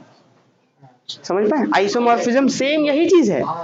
क्या है? इसके जगह पे अगर 1 1 हो गया तो बोलेंगे आइसोमॉर्फिज्म। फिर से सुनिए, जी ओ और जी डैश ओ डैश दो ग्रुप था और एफ जी से जी डैश में डिफाइंड था। अगर एफ ऐसा सेटिस्फाई करता तो होमोमॉर्फिज्म, और अगर इसके साथ साथ ध्यान रहे, इसके साथ साथ ये सेटिस्फाई किया तो ऑन टू होमोमॉर्फिज्म। और मान के चलते इसको भी रहने देते थोड़ी देर के लिए, अगर ये सेटिस्फाई कर जाए 1 1, है ना, इस जो एक्स्ट्रा प्रॉपर्टी 1 1 सेटिस्फाई कर जाए, आइसोमॉर्फिज्म। तो डेफिनेशन क्लियर हो गया। अब आते हैं प्रॉपर डेफिनेशंस में। ऑन टू क्या बोले, मतलब कि इधर का ऑन टू में क्या होता है ना, देखिए, अच्छा कोडोमेन, डोमेन, रेंज ये सब पता है, थोड़ा सा हम बताते हैं। देखिए एफ कोई फंक्शन है, ए से बी में अगर जा रहा है तो इसको कहते हैं हम लोग क्या? डोमेन। और इस बी को क्या कहेंगे? डोमेन, कोडोमेन कहेंगे। और इसके अंदर जो जिस पॉइंट पे मैप कर रहा है उसके सेट को कहते हैं रेंज। थोड़ा सा अगर समझना एग्जांपल से तो जरा देखिए, 1 2 3 मान चलते एक हम कोडोमेन बना रहे हैं, डी बना दिए, ठीक है, और एक हम दूसरा बना दिए ए बी सी डी। इसको इसके साथ, ये इसके साथ है और ये इसके साथ है, फंक्शन तो है, फंक्शन है। अगर हम यहाँ पे पूछे डोमेन का सेट क्या होगा, इसको हम बोल देते हैं पी सेट, इसको बोल देते हैं क्यू सेट, इसको हटा देते हैं। तो डोमेन क्या होगा? पी। अच्छा कोडोमेन क्या होगा? पूरा का पूरा क्यू कोडोमेन। और रेंज क्या होगा? A B C. सिर्फ एक ऐसा सेट जिसमें ए है, बी है और सी है, बस इतना है, इसी को कहेंगे हम लोग रेंज सेट। क्या ये बात समझ में आए? अच्छा अब अगर बोल रहे ऑन टू मतलब क्या, एक भी खाली नहीं होना चाहिए। तो ऑन टू कब होगा? जब कोडोमेन और रेंज आपस में इक्वल हो। कोडोमेन भी निकाले तो यही आए और रेंज भी निकाले तो यही आए, मतलब एक भी खाली नहीं होना चाहिए, तो उसको कहते हैं हम लोग क्या? Onto function. तो ये सब बात समझ पा रहे हैं? तो चलिए डेफिनेशंस देखते हैं होमोमॉर्फिज्म क्या होता है। तो क्या बोला गया? Let G O and G dash O dash. देखिए थोड़ा सा टाइपिंग में आप लोग ध्यान देंगे, यहाँ पे जो डैश जो है ना, पता है डैश कहाँ पे है? यहाँ पे है, बट यहाँ टाइपिंग में नहीं मिलता है ऑप्शन, ठीक है, तो यहाँ पे लिखा हुआ है। तो जी डैश ओ डैश, तो क्या बोला गया? Let G dash and G O and G dash O dash are two group, mapping F G से G dash is set to homomorphism if क्या? F of A O B equal to F of A, यहाँ पे O dash है, O dash F of B, किसके लिए? For all A B belongs to G. और यहाँ पे जो ऑन टू होमोमॉर्फिज्म है वो होमवर्क है, ठीक है, जल्दी से लिख लीजिए आप लोग।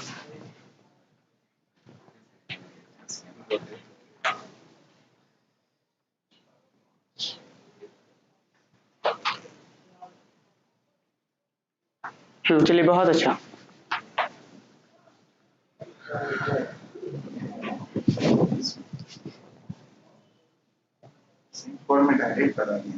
क्या चीज, क्या डायरेक्ट बता दिए थे? ये होमोमॉर्फिज्म। सैम 4 में आप लोग कब ज्वाइन किए थे क्लास?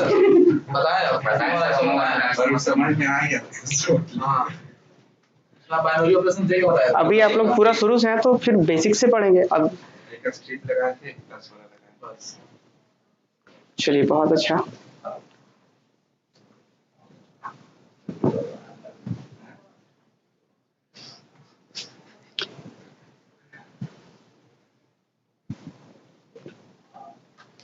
तो ये सब बेसिक्स है और इसमें पता है मुश्किल से 10 से 11 क्लासेस में पूरा कंप्लीट हो जाएगा। बस आप लोग थोड़ा सा घर पे प्रैक्टिस करेंगे लिखने का।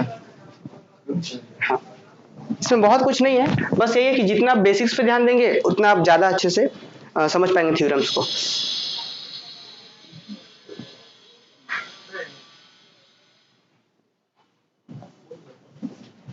क्या जी बताइए, कोई प्रॉब्लम है? दीपक क्या है? प्रकाश? नहीं सर, अच्छा मच्छर काट रहा है।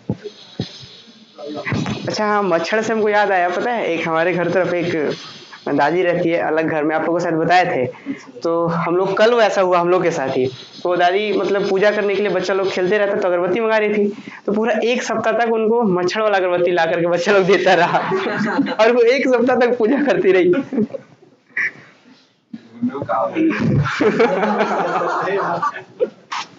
और फिर कल हम मच्छर का अगरबत्ती मंगवाए, तो फिर एक जो है राजेश रहते हैं जो टाइप वगैरह करते हैं, तो वो अगरबत्ती ले आ दिए पूजा करने वाला और हम लोग जला दिए, देखिए वहां फेंका हुआ है और मच्छर मर नहीं रहा है।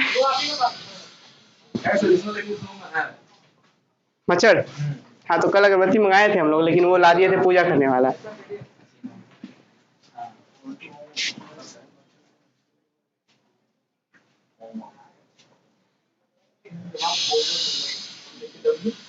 आयुष कह रहे हैं कि HW में HW, अरे HW की जगह यहाँ पे ये लिखना ऑन टू होमोमॉर्फिज्म डेफिनेशन लिखना है।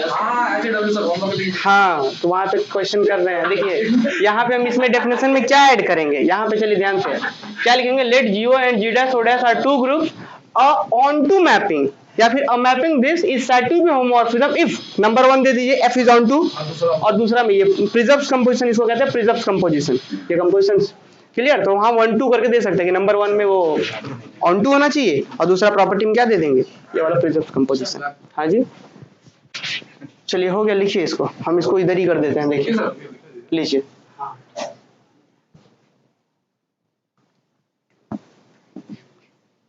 चलिए जल्दी से कंप्लीट कीजिए ताकि हम लोग आगे बढ़े। और आज बस ये बेसिक्स है, और यहाँ पे कहीं पे भी डाउट्स हो, होमोमॉर्फिज्म हो चाहे ऑन टू हो, को डोमेन, डोमेन रेंज, कहीं पे भी तो उसको क्लियर कर लेंगे, क्योंकि बार बार आगे हम लोग इसी चीज का यूज करेंगे।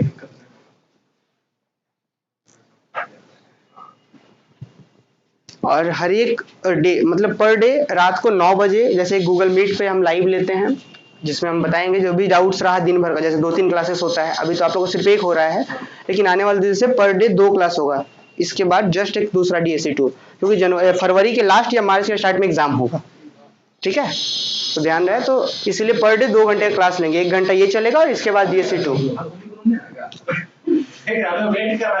प्रॉपर्टी लिखिए जल्दी से, प्रॉपर्टी लिखिए फास्ट आप लोग। प्रॉपर्टी क्या है, प्रॉपर्टी ये आप लोग प्रूफ किए होंगे SAM 3 में।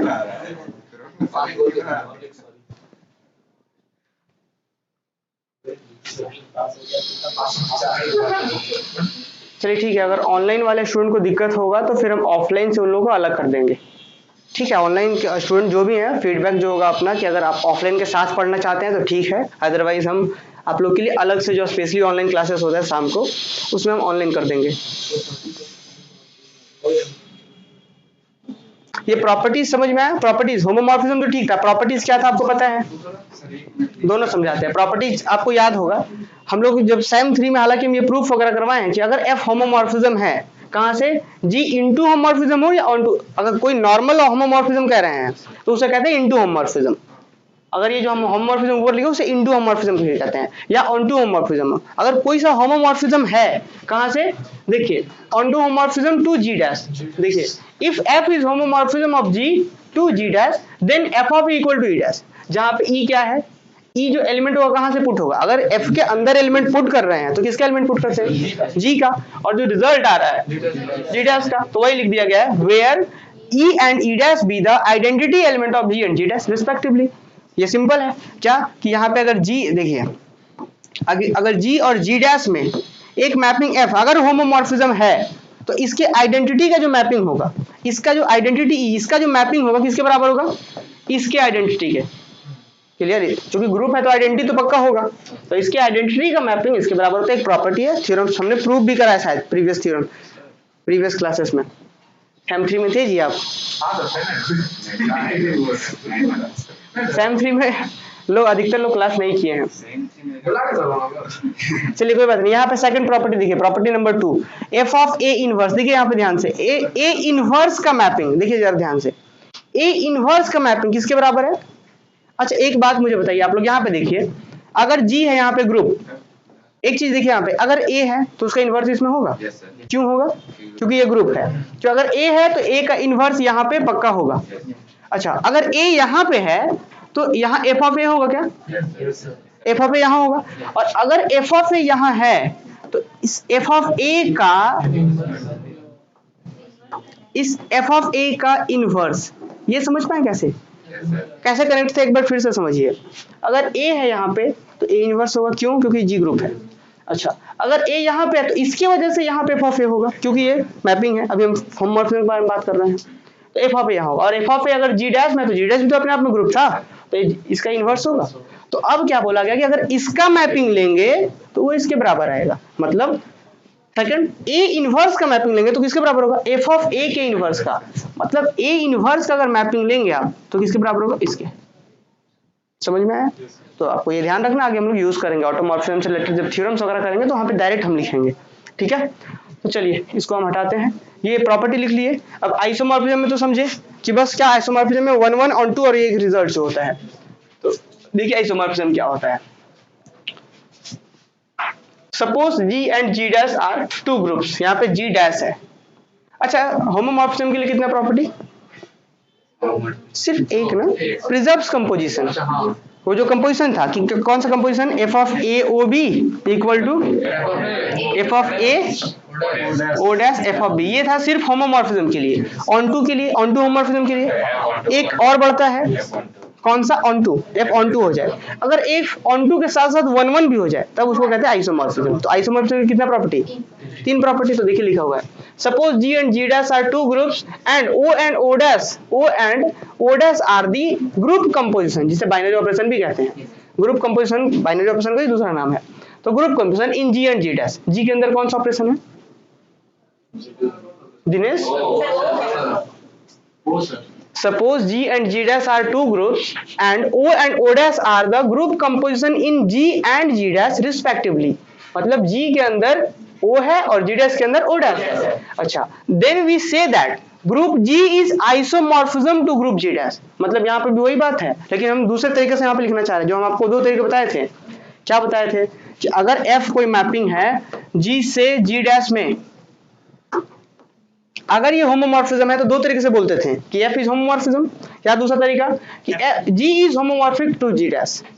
वही चीज यहाँ पे लिखा हुआ है, जरा ध्यान देंगे क्या? Then we say that group G is isomorphism to group G dash. मतलब यहाँ पे फंक्शन के बारे में नहीं बोले हैं हम, सही तो ये बोलते हैं कि F is said to be isomorphism, या हम यहाँ पे क्या बोलते हैं? यहाँ पे बोलते हैं कि F is said to be isomorphism, या फिर G is isomorphism to G dash या आइसोमॉर्फिक टू G डैश। ये दोनों समझ पा रहे हैं? वही लिखा हुआ है कि then we say that group G is said to be isomorphism to G dash if there exist 1 1 mapping, 1 1 mapping सिर्फ बोल रहे हैं अभी हम, लास्ट में ऑन टू बोलेंगे। 1 1 mapping F such that G से G डैश में, अच्छा such that F of AB is equal to F of A dash F of B। ठीक है, आप यहाँ पे इसी में जोड़ दिए 1 1 ऑन टू, 1 1 ऑन टू। चलिए इसको जल्दी से नोट डाउन कीजिए, ये बात अगर समझ में आ गया तो फिर देख लेते हैं। चलिए इसके बाद हम लोग आगे बढ़ते हैं।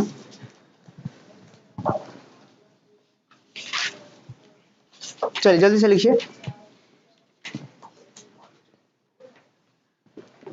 अच्छा यहाँ पे ना ऑन टू कंपल्सरी नहीं होता। देखिए suppose G and G dash are group, तो ऑन टू कंपल्सरी नहीं होता है, शायद हम शुरू में यही बताए थे। यस सर, आप स्टार्ट फिर बाद में, चलिए कोई नहीं। तो यहाँ पे देख लीजिए क्या लिखा हुआ है, suppose G and G dash are two groups and O dash are the groups composition in G and G dash respectively, then we say that group G is isomorphic to group G dash if there exists a mapping, ठीक है, if there exists a mapping F G से G dash में such that F of A 2 होना चाहिए और 1 1 होना चाहिए, बस 2 प्रॉपर्टी।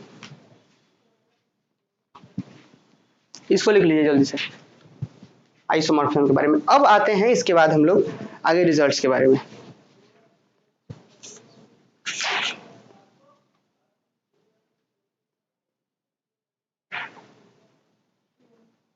थोड़ा सा पता है ये जो हम डेफिनेशंस टाइप करवाए हैं ना वो मिस्टेक है। इस डेफिनेशंस को यहाँ पे ऑन टू होगा श्योर, हम एक बार, हालांकि हम श्योर हैं बट एक बार फिर भी श्योर कर लेते हैं। हाँ ऑन टू होगा, क्योंकि हम लोग यहाँ पे जब एग्जांपल्स यहाँ पे गड़बड़ है, ऑन टू होगा। लिखिए there exist a mapping 1 1 onto, यहाँ पे लिखना है आपको 1 1 ऑन टू, 1 1 ऑन टू दोनों होना चाहिए। 3 प्रॉपर्टी होता है आइसोमॉर्फिज्म के लिए। आप इसी चीज को और करके दूसरा डेफिनेशन लिख दीजिए, इसको लिखिए यहाँ पे। हाँ फिर से एक और तरीका, हम दूसरा तरीका बताते हैं, इसको भी लिखना है इसको भी लिखना है। Suppose GO and G dash O dash are two groups and F is a mapping and F is a mapping such that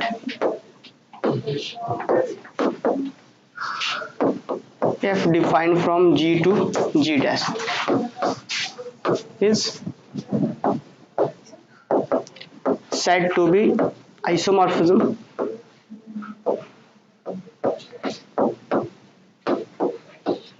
if, या फिर आप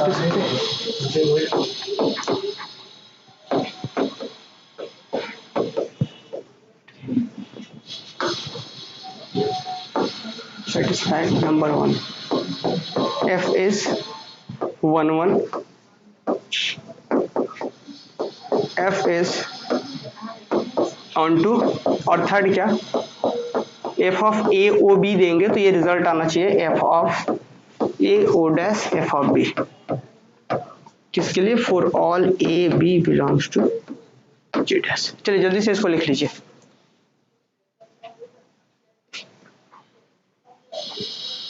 हाँ बिल्कुल साक्षी ये होगा, ये 3 प्रॉपर्टी ही होगा, ठीक है। वो टाइपिंग में मिस्टेक है, उसको आप लोग यहाँ 1 1 ऑन टू मैपिंग कर लेंगे। क्या ये डेफिनेशन क्लियर हुआ? देखिए suppose GO and G dash O dash कोई 2 ग्रुप्स हैं, GO and G dash O dash 2 groups, अच्छा, and F is a mapping such that F जो डिफाइंड है G से G dash में is said to be isomorphism if F satisfy these 3 properties. Clear हुआ ये बात? और अगर ये क्लियर है तो चलिए अब यहाँ से शुरू होता है। अगर आप लोग कहेंगे तो हम, हालांकि अभी एक टॉपिक तो मुझे बताना ही है ऑटोमॉर्फिज्म के बारे में, तो आगे बताएं फिर रहने दें?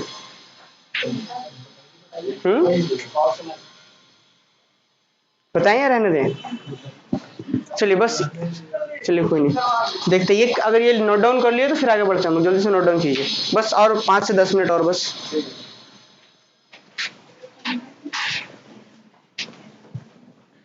ठीक है ये क्लियर? तो अभी तक हमने सिर्फ इतना पढ़ा, ये बेसिक क्लास था, सिर्फ हमने इतना पढ़ा ग्रुप क्या होता है, होमोमॉर्फिज्म क्या था, आइसोमॉर्फिज्म क्या था। आइसोमॉर्फिज्म में थोड़ा सा ये था कि यहाँ पे टाइपिंग मिस्टेक ऑन टू होगा।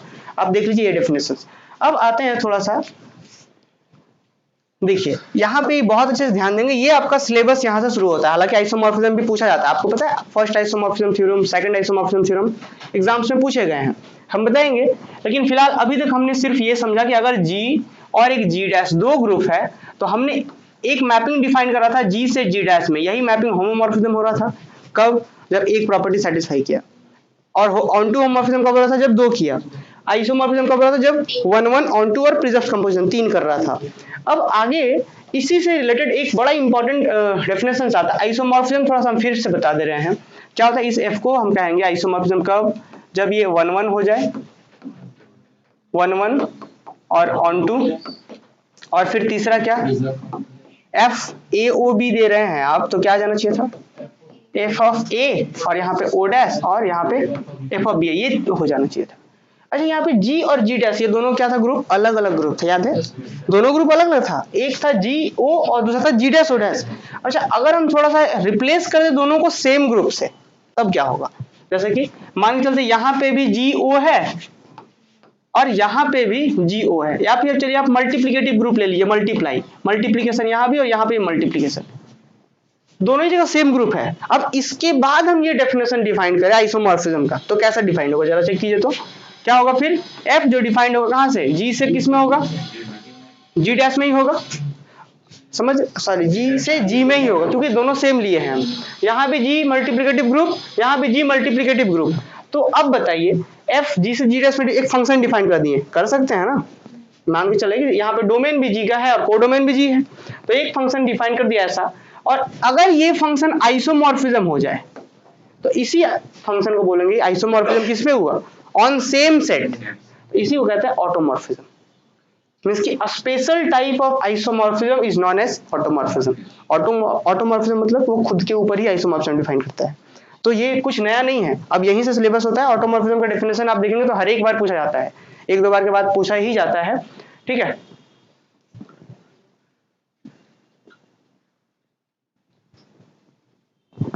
चलिए माइक तो सही है, तो फिर कमेंट पढ़ने का ऐसा क्या है, A dash B dash belongs to G dash, कहाँ पे है बात, यहाँ पे आपको लिखना होगा ये चीज, ये सब तो अभी हम बता दें, ये तो हम एक्स्ट्रा रिवीजन करवा रहे थे ना कि ए और बी कहाँ है, ऐसे जी से होगा।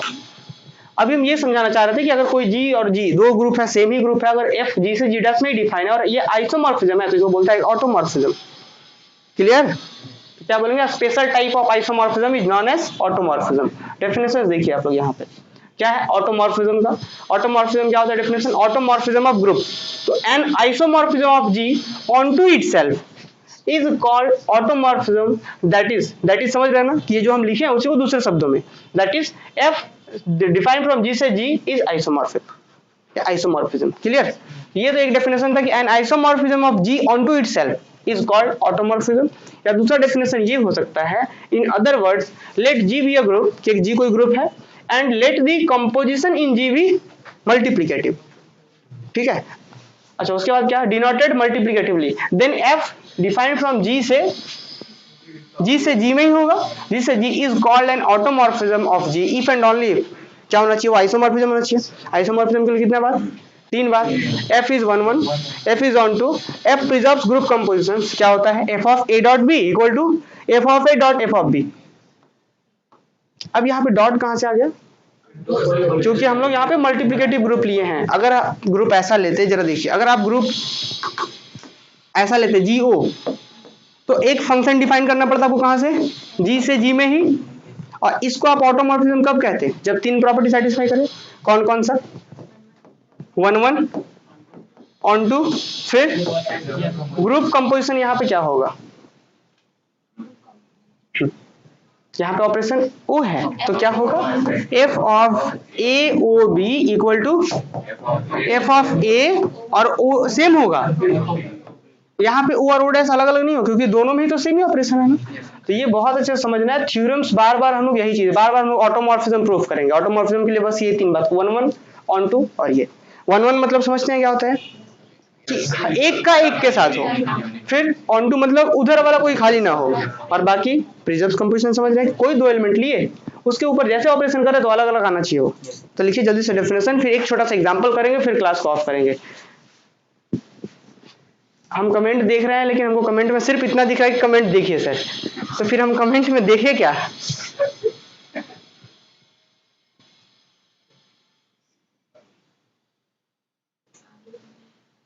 ए बी बिलोंग्स टू जी, हाँ बिल्कुल ए बी तो जी में ही बिलोंग करेगा ना। अच्छा कहीं पे ऐसा लिखा हुआ है क्या, कहीं मिस्टेक तो नहीं है इधर, for all A B belongs to G, सही तो है। चलिए कोई नहीं, आगे से हम लोग ऑनलाइन को अलग कर देंगे। इसको जल्दी से नोट डाउन कीजिए ऑटोमॉर्फिज्म का, और एग्जाम में जो डेफिनेशन आएगा वो पूरा कंप्लीट लिखना है आपको, ऐसे नहीं कि ऊपर वाला लिख के छोड़ देंगे। यहाँ पे स्मॉल एफ होगा,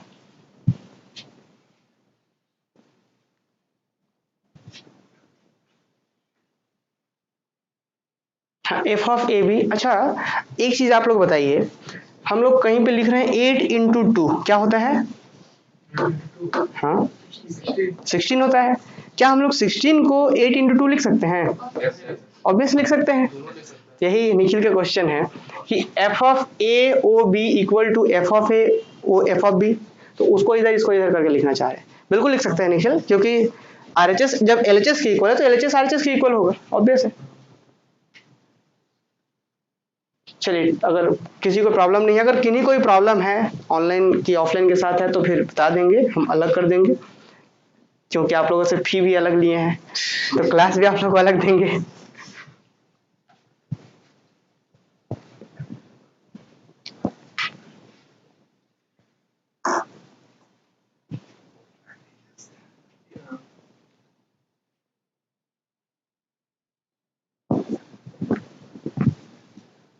चलिए इसको जल्दी से कंप्लीट कीजिए, फिर एक एग्जांपल्स करते हैं तो जाके ऑटोमॉर्फिज्म ज्यादा क्लियर हो पाएगा। अब सबसे पहले फिर क्लास जैसे ही खत्म होगा तो फिर क्वेश्चंस भी करेंगे सब लोगों से, और ऑनलाइन वाले भी इसका जवाब दे सकते हैं।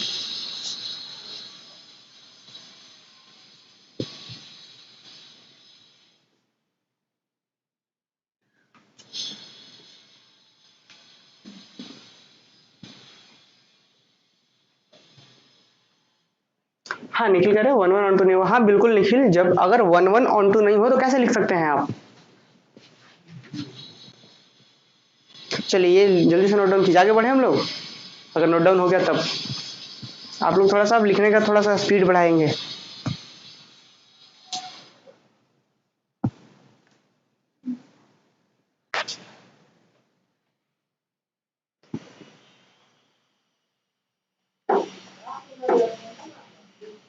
अच्छा प्रिजर्व्स है ना, वो प्रिजर्व्स है, वो स्पेलिंग गलत है। हाँ प्रिजर्व्स है, ये गलत है, प्रिजर्व्स है ये, ठीक है।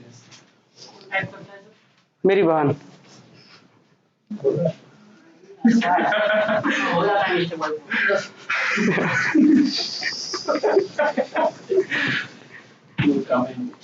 चलिए सही है। अभी हम लोग देखिए उतना भी पैसा नहीं है हम लोग के पास कि सबको हायर कर सके सब चीज के लिए। देखिए ये हम लोग खुद से किए हैं। एक मिस्त्री आए थे और वो पता है दिन भर ऐसे, पता है हम थोड़ा सा ये बताएं कि जो बहुत मतलब आप तो शायद थे ना उस दिन जी। हाँ एक मिस्त्री आए सिर्फ इतना काम करने के लिए, वो दिन भर करते हैं तो 500 लेते हैं, पूरा दिन भर का 500 रुपये लेते हैं, और 1 आवर्स यहाँ पे लगभग काम होगा, इसका फिर 1500 रुपये मांग रहे हैं, बताइए। अरे कोई बात नहीं, ठीक है। हाँ तो वही हम बता रहे हैं, तो थोड़ा सा मैनेज करेंगे, और बाकी नहीं होगा तो फिर अपने पास बहुत सारा चीज है। तो ये क्लियर हुआ प्रिजर्व से, ठीक है। तो ये चीज क्लियर हुआ ऑटोमॉर्फिज्म। एक एग्जांपल्स करते हैं, देखिए एक एग्जांपल्स है यहाँ पे, इसमें हम लोग लिख करके बहुत आराम से करेंगे। एक क्या है, अभी फिर से एक बार थोड़ा सा समझ लीजिए। एक ग्रुप, अभी थोड़ी देर पहले हम लोग समझे थे कि सेट ऑफ इंटीजर्स जो होता है एडिशन के रिस्पेक्ट में क्या होता है, ग्रुप होता है। अब एक मैपिंग डिफाइन कर रहे हैं हम f, जो कहां से डिफाइन कर रहे हैं, z से z में ही डिफाइन कर रहे हैं, z से z में। और वहां पे मैपिंग कैसे डिफाइन कर रहे हैं, अब f के अंदर किसका एलिमेंट देंगे दिनेश, f के अंदर किसका एलिमेंट देंगे? ऐसा लगता है कि अचानक कोई कहीं नींद से जगा दिया हो। हाँ तो यहाँ समझने की कोशिश कीजिए। f z से z में डिफाइंड है, तो f के अंदर कहाँ का मेंबर्स दे सकते हैं, इस z का, और जो रिजल्ट है कहाँ आएगा, z में आएगा। तो जो भी फंक्शन अगर फंक्शन बोल रहे हैं तो एक ऐसा रूल होगा कि जो यहाँ का एलिमेंट तो यहाँ आ रहा होगा। तो रूल कैसा है जरा देखिए कि let z plus be additive group, group समझ गया क्या है? अच्छा ग्रुप ऑफ इंटीजर्स कि let z plus be additive group of integers, so that the mapping कैसा है, so that the mapping f जो z से z में डिफाइंड है, और इस तरीके से डिफाइंड है कि अगर f के अंदर आप n देंगे, कि अगर f के अंदर n देंगे तो क्या आएगा, माइनस n आएगा। फंक्शन का रूल समझ में आ गया? बहुत सारे ऐसा फंक्शंस होता है, जैसे हम बोल दिए f of x equal to, आपने देखा होगा x स्क्वायर, तो आप यहाँ 1 देते थे तो क्या होता था, 1 का स्क्वायर होता था, 2 देते तो 2 का स्क्वायर होता था। तो यहाँ पे जो फंक्शन है बोल रहा है कि अगर n देंगे तो माइनस n आएगा। आप देख लीजिए, अब कोई भी इंटीजर्स देंगे तो उसका नेगेटिव आ जाएगा। तो अब प्रूफ यही करना है कि यहाँ पे जो मैपिंग है, देखिए कि मैपिंग f z से z में है सच दैट कि f ऑफ n करेंगे तो माइनस n आएगा सारे n z के लिए, कोई z से कोई भी दे दीजिए वो काम कर रहा है। हमें प्रूफ करना है कि इज एन ऑटोमॉर्फिज्म, कि इज एन ऑटोमॉर्फिज्म, ऑटोमॉर्फिज्म हमें प्रूफ करके दिखाना है। तो क्या क्या प्रूफ करना होगा कि ये पहला बात 1 1 होना चाहिए, फिर ऑन टू होना चाहिए, और प्रिजर्व कंपोजिशन होना चाहिए। तो चलिए हम लोग तीनों को एक एक करके देखते हैं। अच्छा 1 1 कैसे प्रूफ करते हैं पता है, एक का एक के साथ। तो अब हम यहाँ पे 1 1 और 2 जाएंगे तो बहुत लंबा क्लास हो जाएगा। तो 1 1 कैसे प्रूव करते हैं, इमेज सेम मानते हैं हम लोग कि अगर इमेज सेम है, ऐसा मान लिए कि f of m equal to f of n, और अगर आप दिखा दिए कि m और n भी बराबर है, इसका लॉजिक क्या होता है थोड़ा सा देखिए। अगर मान ले यहाँ पे ये है यहाँ पे मान के चलते जो भी है a b मान लेते हैं कि यहाँ a है यहाँ b है। अगर दिखाना है कि जो फंक्शन है वो 1 1 है तो क्या करते हैं, हमें यही दिखाना होगा ना कि अगर दो एलिमेंट है, वन जितने भी एलिमेंट है सबका एक के एक ही के साथ हो। क्लियर, यही दिखाना है ना, एक का एक के साथ। तो हम यहाँ पे मांग चलेंगे, मानते हैं कि दो अलग अलग एलिमेंट है एफ ऑफ एम और एफ ऑफ एन, अगर ये दोनों का अगर इमेज अलग अलग है तो एलिमेंट भी अलग अलग होना चाहिए था। तो अगर ये सब नहीं समझ पा रहा तो ये सब 11th 12th की चीजें हैं, आप डायरेक्ट ऐसा समझ सकते हैं 1 1 प्रूफ करने के लिए इमेज से मानते हैं तो क्या दिखाते हैं कि ऑब्जेक्ट भी सेम है जिसका एलिमेंट भी सेम है। तो जल्दी से लिखिए, पहला हम लोग 3 चीज दिखाना है ना हमें, क्या लिखेंगे नंबर कि एफ इज क्या क्या दिखाना है, हाँ, और रूल क्या है फंक्शन का कि अब एफ के अंदर अगर 2 देंगे तो कितना आएगा -2, बस यही रूल है और दिखाना है इस फंक्शन को। यही एग्जांपल एग्जाम में भी आया हुआ है कि आपको दिखाना होता है ऑटोमॉर्फिज्म। तो जल्दी से लिखिए एफ इज 1 1 और 1 1 कैसे प्रूफ करते हैं हम लोग, तो भाई कोई भी हम दो लेते हैं, चलिए लेट m और n कोई हम z से ले लिए, सेट ऑफ इंटीजर से लिए तो कैपिटल होगा, सेट ऑफ इंटीजर से ले लिए। अब उसके बाद हम क्या करते हैं, एंड वी हैव, एंड हम मान के चलते हैं कि दोनों का इमेज सेम है, एफ ऑफ एम बराबर है एफ ऑफ एन के, ठीक है।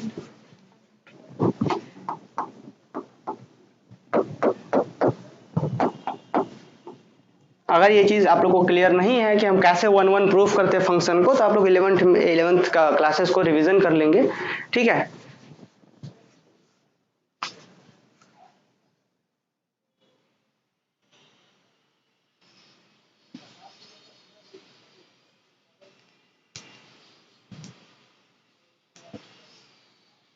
चलिए ठीक है, ठीक है, हम एक बार सभी लोगों से पूछ लेंगे और उसके बाद अगर सारे लोग कहेंगे ऑनलाइन को अलग कर देने के लिए तो हम अलग कर देंगे, ठीक है, ऑनलाइन क्लासेस।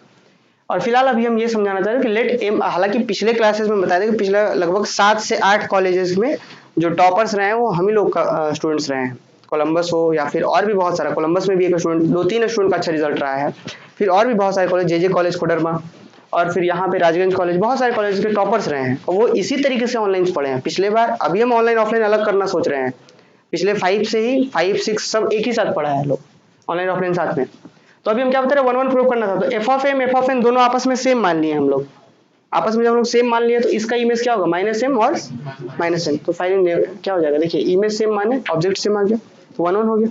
ये कहाँ से आया, ये एफ ऑफ एम का -m कहाँ से लिख दिए, तो क्या लिख सकते हैं, by definition of F, by definition of F, ठीक है। अब एक लास्ट है इसके बाद सेकंड ऑन टू क्या होगा, एफ इज ऑन टू, जल्दी से इसको लिख लीजिए फिर हम लोग ऑफ करेंगे।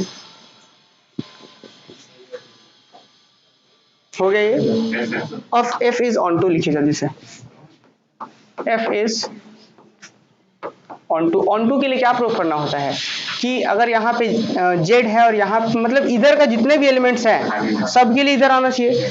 इधर एलिमेंट कैसे होंगे, जो भी एलिमेंट होगा उसका इधर आना चाहिए था। तो चलिए देखते हैं हम लोग, अगर यहाँ पे देखा जाए तो यहाँ पे z है तो इधर भी क्या है, z ही तो है, तो मतलब अगर यहाँ 1 है तो इसके लिए यहाँ मिलना चाहिए, यहाँ 2 है तो इसके लिए भी मिलना चाहिए। तो देखिए अगर यहाँ 1 है तो इसके लिए इधर क्या मिलेगा, -1, देखिए कैसे मिलेगा,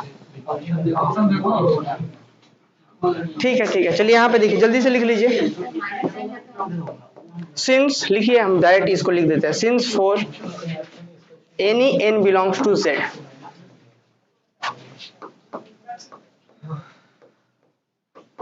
there exist n belongs to set of natural set of integers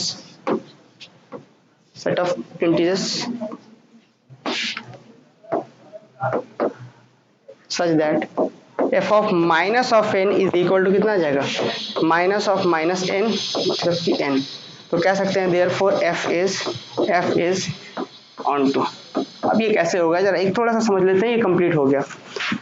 यहाँ पे अगर हम क्वेश्चंस में बात करें तो फंक्शंस क्या दिया हुआ था, f ऑफ n दे रहे थे तो -n आ रहा था सारे n के लिए जो कि z से थे। यहाँ पे देख लीजिए फिर लिख लीजिएगा, क्वेश्चन में फंक्शन यही था ना कि f ऑफ n तो -n आएगा सारे n के लिए, तो हमें ये दिखाना था कि सारे -n के लिए वापस हमें n मिलना चाहिए कि इसकी इधर कोई खाली ना हो। तो हम वही दिखा दिए कि since for any n belongs to z, कि सारे इंटीजर्स के लिए, आपको पता है सारे इंटीजर्स के लिए माइनस इंटीजर्स फिर से वही मिलेगा, तो since for any n belongs to z there exist minus n belongs to z such that F of जब माइनस n करेंगे हम, तो रूल क्या कहता है, जो भी देंगे इंटीजर्स, इंटीजर्स के लिए तो काम कर रहा था ना, ये किसके लिए काम करता है, इंटीजर्स के लिए।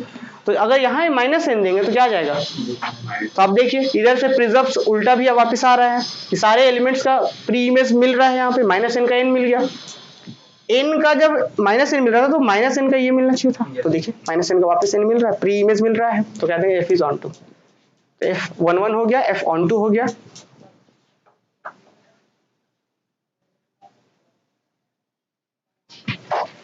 चलिए ठीक है, आगे बढ़ते हैं। अब एक अगला और लास्ट है, ये क्या होता है, f प्रिजर्व्स कंपोजिशन। आगे बढ़िए, अगर ये हो गया तब लिख दीजिए, हेडिंग दे दीजिए f प्रिजर्व्स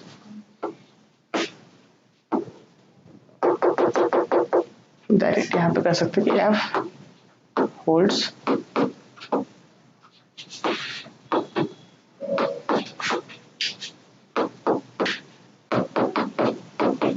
ग्रुप कंपोजिशन या प्रिजर्व्स कह सकते हैं।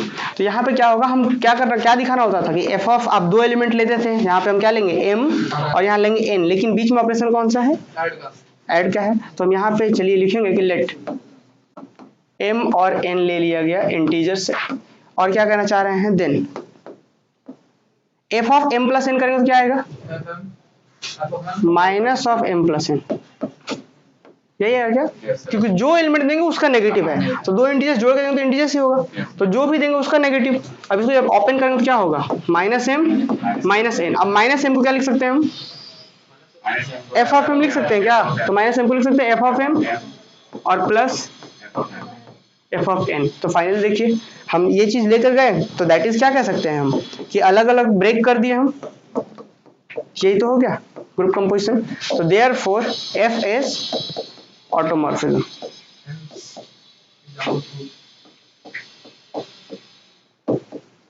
ऑटोमॉर्फिज्म, चलिए इसको कंप्लीट कीजिए। तो बस यही बेसिक्स था। इसके बाद जो भी हम लोग कुछ सेलेक्टेड जो है, जो हमने सेलेक्टेड जो भी रिजल्ट्स रिक्वायरमेंट था वो सब हमने यहाँ पे डिस्कस करा, और आगे की क्लासेस से हम लोग कुछ और एग्जांपल्स, एक एग्जांपल दो एग्जांपल्स और करेंगे, फिर थ्योरम्स वगैरह करेंगे। अगर यहाँ पे कहीं प्रॉब्लम हो तो आप लोग पूछ सकते हैं, और फिलहाल इस लाइव क्लास को हम ऑफ करते हैं। और मुझे नहीं लग रहा किसी को नोट्स का जरूरत होगा, क्योंकि हम लोग बहुत ज़्यादा टाइम दे के कर रहे हैं, ठीक है। और अगर ग्रुप में पूछ लेंगे, अगर ऑनलाइन अलग करना होगा तो फिर हम अलग कर देंगे क्लास। एक दो के बोलने से नहीं होता है ना, एक दो वे लोग बोल रहे हैं जो आज तक कभी लाइव क्लास ही नहीं किए हैं, तो एक दो उससे बोलने से कुछ नहीं होता, ठीक है। हम इसको ऑफ कर देते हैं। ये पता है, हम बताते हैं आप लोगों को, पहले माइक ऑफ कर ले।